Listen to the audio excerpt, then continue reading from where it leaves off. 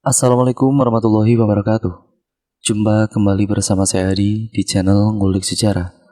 Pada video kali ini saya akan kembali lagi membacakan suatu kisah misteri yang kali ini masih tetap berjudul Sinden Pengabdi Setan, hasil karya dari Mas Dio Seta.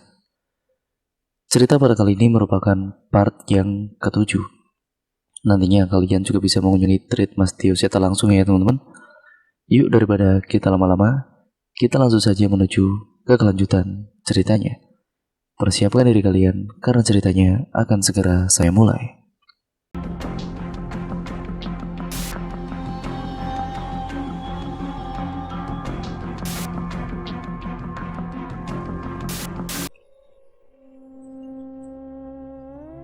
Eling Bajurip, kowe duwe anak bojo sing ngenteni ning omah. Ingat Bajurip, kamu itu masih punya anak istri yang setia menunggumu di rumah. Teriakku yang masih berusaha menyadarkan Bajurip. Wajah Bajurip juga terlihat bingung. Mungkin ia teringat sekilas tentang keluarganya, namun sepertinya itu tidak berarti dibanding hawa nafsunya terhadap Nyai Lindri. Warga desa terlihat ketakutan dengan apa yang mereka lihat saat ini. Seseorang yang mereka minta tolong itu untuk menyelesaikan masalah ini kini berbalik ingin membunuh mereka semua. Bagi Cahyo, mungkin menghadapi Banaspati itu tidak sulit. Tapi seandainya Cahyo mengalahkan Banaspati itu, Bajurip akan memanggil kembali Banaspati untuk melawan Cahyo. Itu artinya akan ada nyawa lagi yang ditumbalkan. Biar kami yang menjaga mereka. Selesaikanlah masalah ini. Tiba-tiba terdengar suara dari belakangku. Tidak hanya itu, aku kemudian merasakan kehadiran banyak sosok yang mendekat. Pak De, teriak Gendis tiba-tiba kepada sosok yang berada di belakangku itu. Gendis, kamu ngomong sama siapa? Tanya ayah Gendis. Mereka datang pak, warga hutan belakang yang kemarin nolongin kita, teriak Gendis. Benar, aku ingat mereka. Mereka adalah warga hutan belakang yang kemarin menyelamatkan kami. Kali ini mereka hanya menampilkan diri pada Gendis. Mungkin mereka tidak ingin membuat warga desa lainnya panik. Seseorang yang Gendis panggil dengan sebutan Pak D itu tersenyum dan mengangguk ke arahku. Walaupun dengan wajah pucat yang menyeramkan, ia seolah memberi isyarat agar aku tidak perlu khawatir. Aku pun membalas semuanya dan kemudian pergi meninggalkan mereka yang sudah berbaur dengan warga desa yang masih hidup. Cahyo, kita selesaikan, ucapku. Warga desa gimana? Sudah ada yang menjaga mereka? Cahyo kemudian menoleh ke arah warga desa dan segera mengerti maksudku. Cahyo mengambil segenggam tanah, membacakan beberapa kalimat doa dan melemparkannya sebuah lahan kosong. Banaspati itu kemudian menghitam. Makhluk itu menyadari benda yang dilempar oleh Cahyo dan menerjang tanpa ampun. Ledakan besar terjadi ketika bola api hitam itu menyentuh tanah. Bajurip terlihat panik. Ia tidak menyangka ilmu andalannya bisa dilentakkan ataupun dihentikan semudah itu oleh Cahyo. Aku pun segera menerjang Bajurip. Sementara Cahyo mencoba menahan ular siluman dan makhluk yang mendekat ke arah warga, keris itulah yang kuincar. Aku tahu Bajurip bisa memanggil berkali-kali siluman ular itu dengan bantuan keris pusaka di tangannya. Keris kami berdua pun beradu. Sebuah dentuman terdengar dari peraduan kedua benda pusaka yang saling menunjukkan kemampuannya. Ada kalimat doa yang kubacakan setiap keris kami beradu. Tidak satupun serangan dari keris kami mengenai salah satu dari kami.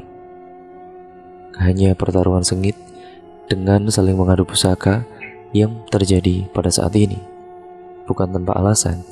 Sebisa mungkin aku tidak ingin melukai Bajurip. Beruntung ilmu bela diri Bajurip tidak sehebat yang kuperkirakan. Aku bisa menghindari setiap serangannya bila berhati-hati. Sampai akhirnya Bajurip sadar dengan hilangnya satu persatu sosok ular siluman yang sebelumnya ia panggil. Wah, brengsek sekali kalian. Apa yang kalian lakukan? Teriaknya. Aku tidak menjawab dan terus menyerang kerisnya sambil membacakan kalimat doa-doa. Hingga akhirnya Runtutan doa yang kubacakan selesai, Mbak Curip ini melompat mundur dan memperhatikan kerisnya. "Nan, sudah selesai Nan?" tanya Cahyo dan aku mengangguk pada kala itu. Pusakaku, pusakaku!" teriak Mbah Curip dengan panik. Dukun cabul, sekarang pasukanmu itu tidak lebih dari seonggok besi karatan," ledek Cahyo. Mbah Curip membacakan berbagai mantra namun percuma.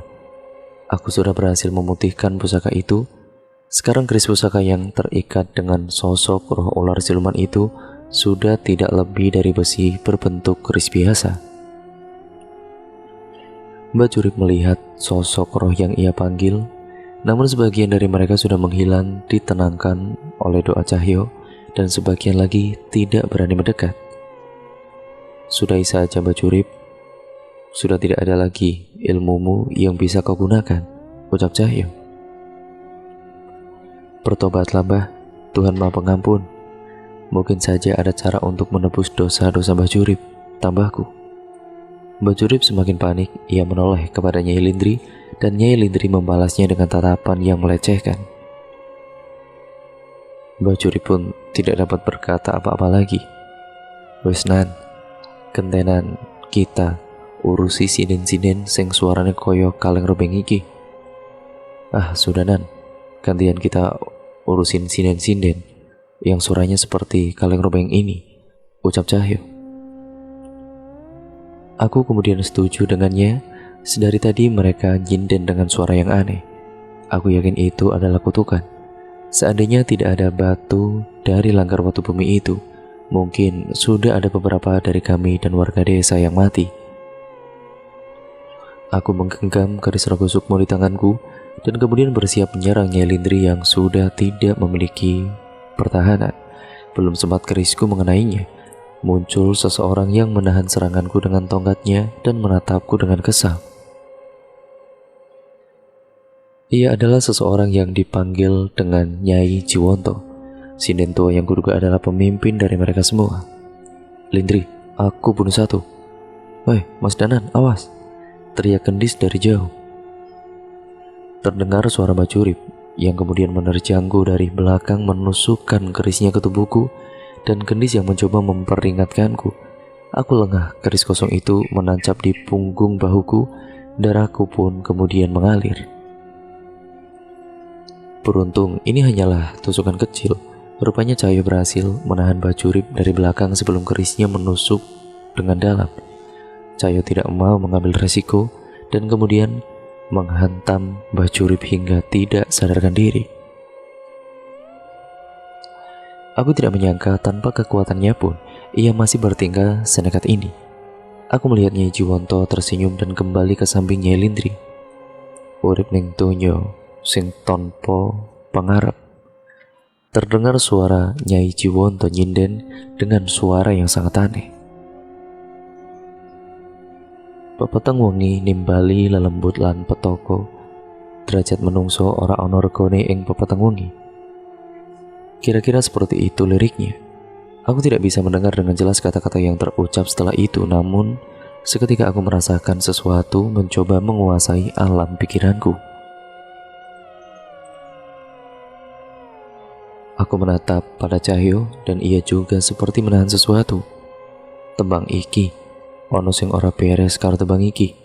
Weh, lagu ini, ada yang tidak beres dengan lagu ini," teriak Cahyo yang akhirnya terjatuh sambil menutup telinganya. Aku menoleh ke arah ayah Gendis pada kala itu. Ia kemudian masih menggunakan batu itu, namun gema dari batu itu tidak berefek dengan tembang ini. Sebaliknya warga desa sebagian sudah berteriak kesetanan seolah ada yang mempengaruhi pikiran mereka semua. Roh dari belakang hutan berinisiatif merasuk ke tubuh warga desa. Aku tahu mereka melakukan itu untuk membantu warga desa mengendalikan dirinya. "Wanasura!" teriak Cahyo berteriak sekencang mungkin memanggil sosok kera pelindung hutan Wanamarta untuk merasuk ke dirinya. Namun tidak berhasil. Sebaliknya Wanasura juga terlihat gelisah. Mataku terasa panas, ingatan mengerikan mulai masuk ke pikiranku. Rasa sakit seperti saat tergantung pada seutas tambang, kurasakan seolah mengambil nyawaku sedikit demi sedikit. Aku tahu ini adalah perasaan Nyai Lindri saat memutuskan untuk mengakhiri nyawanya dengan menggantung dirinya di gerbang desa. Matanya menatap lurus ke sebuah rumah yang pernah ia tinggali, yaitu rumah Baskoro. Aku mendengar Cahyo terus berteriak dengan penglihatan yang ia rasakan. Namun, aku tidak berkutik sedikit pun. Aku seolah hampir kehabisan nafas merasakan semua yang terjadi kepadaku. Kelingan swargo ing wayah esuk sing sepi, dan kemudian terdengar suara tembang mendekat dari arah gerbang desa. Suara tembang itu seolah menyentuh detak jantungku. Lelembut lan menungso duweni karep sing bedo. Langit dari ake wong kang manut marang Gusti. Aku mengenal suara ini. Seketika pengaruh tembang Nyai Jiwanto tidak lagi menguasaiku. Aku menoleh ke arah suara itu, dan sudah ada beberapa orang memasuki desa. Itu adalah Naya, Sena, dan teman-teman dari Padepokan. "Mas Danan," teriak Mas Sena yang menghampiriku, sementara Naya terus menyanyi menanggal tembang Nyai Jiwanto. Aku mencoba memulihkan diriku.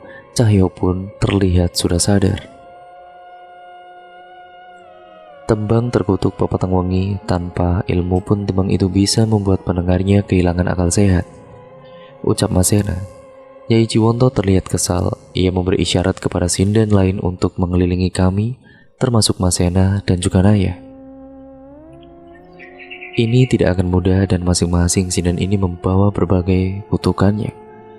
Namun sebelum mereka melakukan sesuatu, tiba-tiba terdengar suara ayam berkokok yang merubah raut wajah sinden-sinden itu. Sebentar lagi pagi akan datang. Seketika sinden-sinden pengabdi setan itu menghilang satu persatu ke dalam kegelapan. Mereka menatap kami dan juga warga desa dengan tatapan yang sangat mengerikan, seolah memastikan mereka akan kembali lagi. "Urusan kita belum selesai," ucap Nyai Jiwanto yang segera meninggalkan kami di gelapnya malam yang hampir bersanding dengan cahaya pagi. "Mas Danan gak apa-apa?" Naya menghampiriku setelah melihat darah mengalir dari punggungku.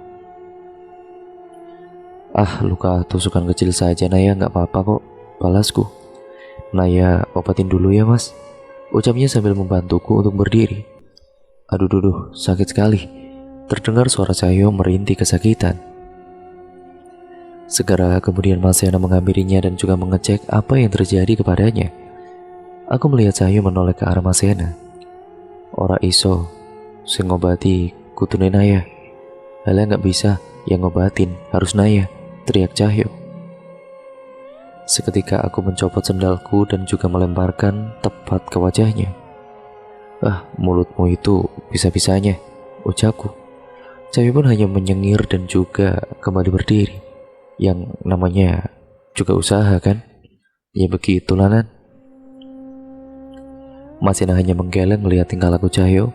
Namun aku tahu setelah pertarungan tadi, tubuh Cahyo juga pasti tidak sesehat yang ia tunjukkan. Aku menoleh ke warga desa. Ya benar-benar Roro yang sebelumnya menjaga mereka berpamitan bersamaan terbitnya matahari yang menyelamatkan kami. "Naya, tadi kamu nyanyiin tebang apa?" tanyaku penasaran seperti itu. Naya hanya tersenyum dan juga tanpa menjawab pertanyaanku. "Kok senyum-senyum sendiri sih kamu? Bukannya dijawab," tanyaku lagi. "Lah, aku mau jawab juga lucu. Ya wong sing ngajari tebang kuwi kan Nyai Kirana, ibune Mas Danan." Lah aku mau jawab ya juga lucu mas, orang yang ngajarin lagu itu ya Nyai Kirana, ibunya Mas Danan sendiri, balas Naya. Aku benar-benar kaget mendengar jawaban itu. Nyai Kirana sudah tahu tentang adanya sinden-sinden yang menggunakan cara-cara menyimpang. Mereka mengabdi pada sosok lelembut yang bisa memberikan pengasihan, dan makanya Nyai Kirana ini mengajarkan lagu itu, cerita Naya. Nyai Kirana dan juga murid-muridnya jarang sekali ada yang menonjol di setiap pementasan. Ya karena ada sinden-sinden lain yang terlihat lebih mempesona. Aku mengingat wejangan-wejangan selama aku tinggal sama ibu. Memang aku tahu ibu sering bercerita soal itu. Namun pada zaman aku kecil, ya penggunaan susuk, minyak pengasihan dan mustika adalah hal yang biasa dilakukan. Kalau kamu segitu dekat dengan ibu, kenapa kita nggak saling kenal ya? Tanya aku.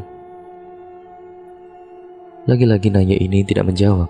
Ia hanya tersenyum dan menyelesaikan pengobatannya untuk lukaku. Mbak, jangan sering-sering senyum, nanti masnya baper, ledek Cahyo. Sendalku masih sisa satu loh. Pilih tak lempar kemana nih? Balasku. Ke pohon pisang aja yang di depan itu, siapa tahu jatuh satu. Balas Cahyo. Dan aku hanya menggeleng mengenakan sendalku lagi. Sementara Naya pergi meninggalkanku mengganti air dari baskom yang ia gunakan untuk membersihkan lukaku. Lah, kamu itu gak peka-peka. Dia berharap kamu sendiri yang ingat tentang dia, malah pakai nanya. Ya gimana tuh Jul, namanya juga pasti gak inget, balasku. Ya benar juga sih, balas Cahyo menyetujuiku.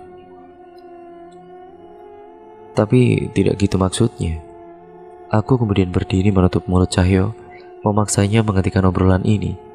Bila dilanjutkan aku tahu perbincangan Cahyo akan menjurus kemana. Mas Danan, gimana? Parah lukanya?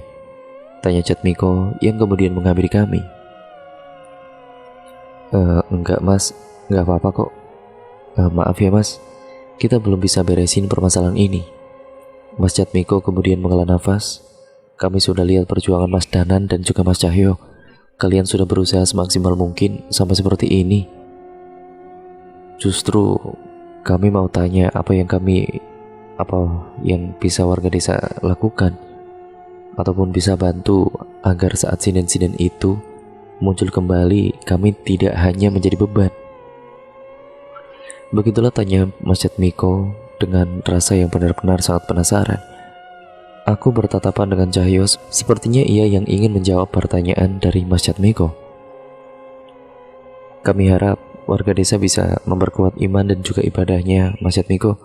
Walaupun mungkin tidak bisa menghardik kutukan sinden-sinden itu, setidaknya tidak akan muncul Baskoro dan Mbah Curip yang lain yang mudah termakan hawa nafsu. Jelas dari Cahyo. Mas Chatmiko menghela nafas dan juga mengangguk. Ia tidak sadar bahwa warga desa dan dirinya masih kurang dalam hal itu. Mas, nanti saya ajak pemuka agama dari desa saya ke sini. Kita perkuat iman dan ibadah kita bareng-bareng, ucap Mas Sena yang menghampiri kami. Terima kasih Mas Sena. Saya akan sampaikan kepada warga.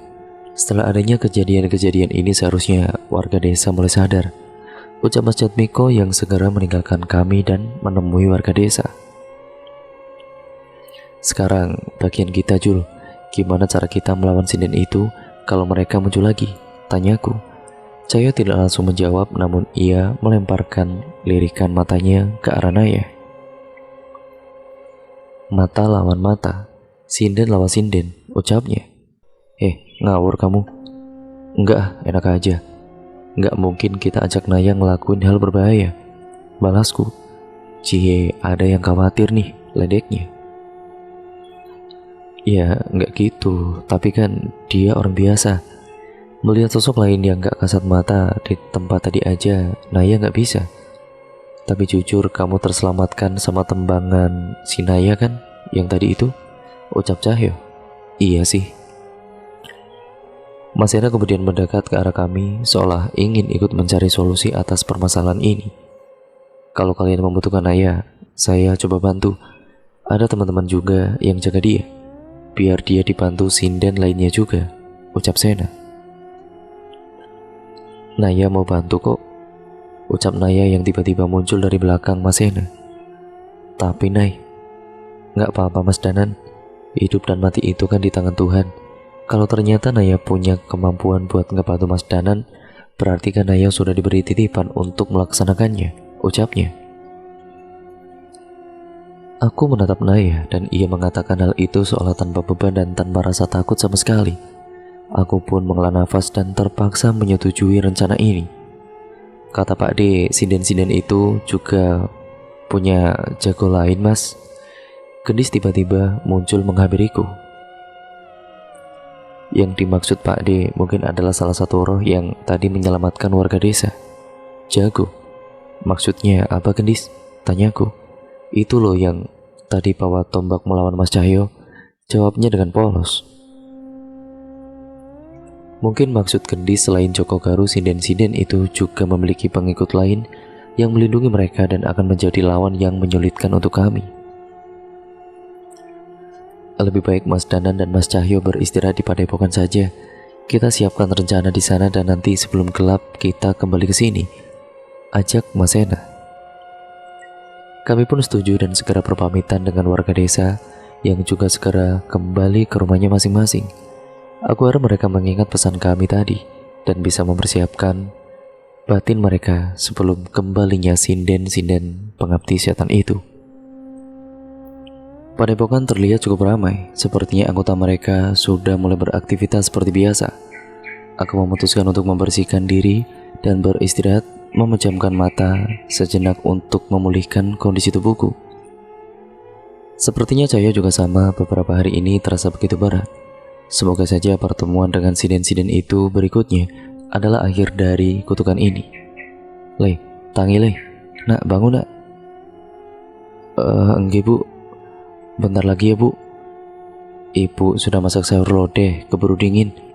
Mendengar ucapan itu, aku segera memaksakan membuka mataku agar tidak ketinggalan memakan sayur lodeh favoritku buatan ibuku.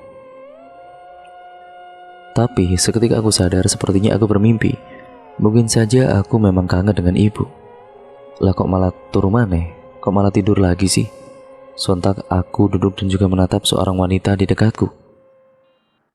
Aku mengusap mataku dan memastikan apa yang kulihat bukan khayalan.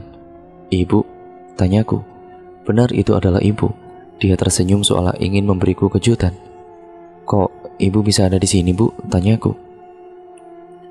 Belum sempat menjawab, Cahyo muncul di depan pintu sambil membawa piring yang sudah berisi lauk. Ya biarin toh, kan akhirnya bisa makan sayur lodeh istimewa yang gak kalah dari buatan bule, ucapnya sambil mengunyah. Alah, giliran makanan aja cepet kamu, palasku. Perasaan ibu gak enak. Pas nanya ke Pak Le, katanya kamu ke desa ini, Pak Le cerita tentang sosok yang kamu hadapi saat ini. Jadi ibu khawatir, cerita ibu. Iya, tapi ibu gak usah kesini, bahaya bu, palasku. Anak kok mau ngatur orang tua? Percaya gak percaya orang tua bisa menjadi sekuat apapun demi melindungi anaknya? Jawab ibu. Aku tersenyum dan ibu malah mengusap rambutku layaknya seorang anak kecil. Aku sedikit malu ibu melakukan itu di depan Cahyo. Tapi tatapan Cahyo sepertinya merasa iri dengan apa yang dilakukan ibu kepadaku. Enak gak sayur lodehnya? Tanya ibu pada Cahyo. Enak bude, ini mau nambah lagi malah. Enak aja, aku belum. Makanya bangun cepet, mandi. Jangan males-malesan, ledek Cahyo. Danan emang gitu bude, kalau gak diburu-buru senangnya di kasur. Enak aja kamu. Fitnah lebih kejam daripada fitnah. Aku kemudian melempar bantalku kepada Cahyo, namun ia begitu cekatan menghindari demi melindungi sepiring nasi di tangannya. Ibu hanya menggeleng melihat kelakuanku dan Cahyo, seolah dia merasa tidak ada yang berubah dari kami sejak masih kecil hingga sekarang.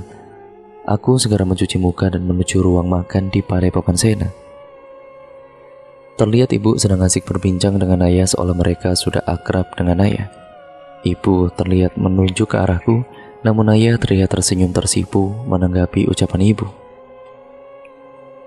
Entah apa perbincangan di antara mereka, namun kejadian ini benar-benar merubah perasaanku semenjak kejadian semalam. Mas Danan, benar itu ibu Mas Danan? Tanya Mas Sena. Iya mas, kenapa? Nggak pantas ya? Ibunya cantik, anaknya kucel begini. Potong Cahyo. Asam kamu Jul, masih aja kamu, ucapku. Mas Sena pun ikut cair dengan perbincangan kami. Lah, coba kamu ngaca. Bangun tidur gak mandi ya mukamu kayak gimana? Tambah Cahyo. Ya iya sih. Habis ini mandi. Tak ajak Naya, ucapku. Sembarangan kamu. Tak bilangin ibumu loh. Iya, ajak Naya buat cuci piring maksudnya. Selama aku mandi. Wah, curigaan amat sih kamu. Balasku. Cahyo hanya melengos dan melanjutkan makannya. Ngapunten yo mas. Danan kalau ada ibunya, ya balik kayak anak kecil lagi. Bisik Cahyo pada Mas Sena. Siang ini terasa berbeda dari biasanya. Sepertinya masakan ibu benar-benar merubah moodku hari ini. Tepat setelah selesai mandi itu, kami segera berkumpul di pendopo untuk berdiskusi tentang maksud kedatangan ibu dan tentang cara kami menghadapi sinden itu lagi nanti. Ibu dapat kabar dari teman-teman sinden yang lain. Ucap ibu membuka pembicaraan. Dari berbagai sanggar dan padepokan, beberapa sinden mendapatkan perintah untuk berkumpul di suatu tempat. Aku sudah curiga, pasti ada hubungannya dengan kemunculan Nyai Ciwonto yang memimpin sinden-sinden abdi setan kemarin. Ada seorang sinden yang menolak. Ia ingin bertobat melepaskan susuknya dan tidak menuruti perintah dari empunya lagi. Akan tetapi tiba-tiba wajahnya menua dan kulitnya penuh dengan sisik. Ia datang ke desa Kandimaya meminta pertolongan pada ibu dan menceritakan hal ini. Aku membayangkan bagaimana tersiksanya sinden itu. Namun jalan itu terbaik. Lebih baik ditolak oleh seluruh manusia di dunia dibanding ditolak di tempat terbaik oleh Yang Maha Kuasa. Maksud Bude, ada kemungkinan mereka akan datang ke sini membantu sinden-sinden demit itu, ucap Cahyo. Ibu kemudian mengangguk. Nyai Ciwonto pernah datang ke desa Kandimaya. Beruntung saat itu kami sudah pernah mengalami masa-masa sulit sehingga tidak ada yang tergoda dengan bujuk rayunya. Saya yakin setelah ini teman-teman di Padepokan Ki Joyo Talun juga bisa bangkit kembali menjadi lebih besar lagi dengan jalan yang benar, ucap ibu. Mas Sena menggenggam tangannya saat mendengar kata-kata itu. Aku merasakan niatnya untuk mengembalikan kejayaan padepokan ini yang merupakan warisan dari ayahnya. Nyai mohon bimbingannya ya untuk Naya. Mungkin ia akan ikut menghadapi sinden-sinden abdi setan itu lagi nanti, ucap Mas Sena. Ibuku kemudian mengangguk. Tidak cuma Naya, semua sinden di tempat ini harus ikut. Mereka harus bisa membedakan seni sejati dengan sihir atau mantra yang bersembunyi di balik sebuah seni budaya, ucap ibu. Ibu, tapi terlalu berbahaya. Semakin banyak orang awam di sana, semakin banyak kemungkinan korban yang jatuh, protesku. Apa mudah memotong kertas yang jatuh dengan sebilah pedang? Tanya ibu. Aku menggeleng. Tentu saja susah. Sama seperti saat ini, kamu melawan sesuatu yang menurutmu tidak mudah dikalahkan dengan pertempuran. Tidak mungkin kamu melawan suara dengan pukulan atau bilah keris. Aku mulai mengerti maksud ibu. Namun tetap saja aku merasa khawatir. Apa rencana ibu? Tanyaku. Ibu menatap ke arah kami semua. Kita adakan pementasan wayang semalam suntuk di desa. Sontak saja aku terperanjat. Aku tidak pernah terpikirkan rencana seperti ini. Bu, kita tidak sedang bercanda kan? Ucapku. Ibu tersenyum dan kemudian tembang yang dinyanyikan Naya akan terus berkumandang semalam suntuk bersama sinden-sinden yang lain. Aku tahu maksudnya. Dengan ini tembang terkutuk sinden itu tidak lagi bisa menyerang kami. Sena, maksud saya, Ki Sena akan menggunakan baru di Langgar Watu Bumi sebagai dodokan. Aku segera sadar, dengan ini suara kutukan sinden itu tidak akan bisa membunuh warga dengan gema yang dihasilkan. Lakon yang dimainkan akan menuntun warga desa untuk lebih sadar dengan perbuatan mereka pada Nyai Lindri dan semoga saja bisa membuka mata mereka. Aku, Sena, dan juga Cahyo saling menatap. Tidak pernah terpikirkan olehku cara semacam ini. Pantas saja banyak desa yang menggunakan acara pentas wayang untuk menangkal kutukan. Salah satunya adalah karena di setiap pementasan wayang ada pesan yang disampaikan yang bisa menguatkan iman dan membawa kebaikan bagi penontonnya. aku semakin kagum dengan ibu. Bude, kok bisa kepikiran rencana brilian seperti ini? Tanya Cahyo. Ini ide Mas Bisma, ayahnya Danan dulu. Dia sudah pernah mengalahkan Nyi Jiwonto sebelumnya. Cerita ibu. Ibu yakin kalian lebih hebat darinya. Dan cerita pun akhirnya bersambung ke part yang selanjutnya lagi ya teman-teman. Terima kasih untuk kalian semua yang tetap stay tune di channel ini dan nantikan cerita ataupun part yang selanjutnya ya. Jangan lupa untuk kalian like, share, dan juga komen pada video kali ini sebanyak-banyaknya. Dan juga jangan lupa untuk kalian subscribe channel ini untuk kalian yang belum subscribe. Sekian, terima kasih, sampai berjumpa di kelanjutan cerita berikutnya ya teman-teman, dan juga video terbaru selanjutnya dari Ngulik Sejarah. Wassalamualaikum warahmatullahi wabarakatuh.